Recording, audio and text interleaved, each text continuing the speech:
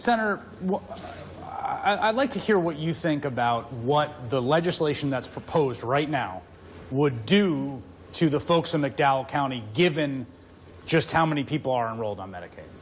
Well, let me be honest and start off and say my view is different than most in Congress. I happen to believe that health care is a right, and we should move toward a Medicare for all.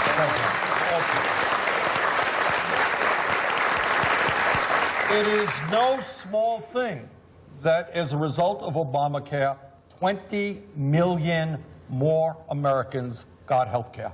And many of them never in their lives had health care and go to a doctor when they needed to go or go to a hospital without worried about going bankrupt. So that's a big deal.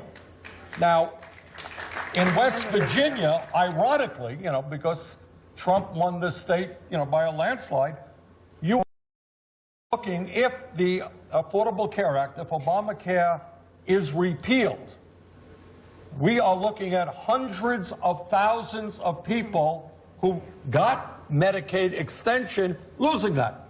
And how many of those folks will die? How many of those folks will lose the opioid treatment that they now have? It is a lot. I don't know exactly, but it is a whole lot. But what really bothers me is that when you look at the Republican bill, it should not be seen as a health care bill, because throwing millions of people off of health care is not health care legislation. What it should be seen as is a huge tax break for the wealthiest people in this country. 200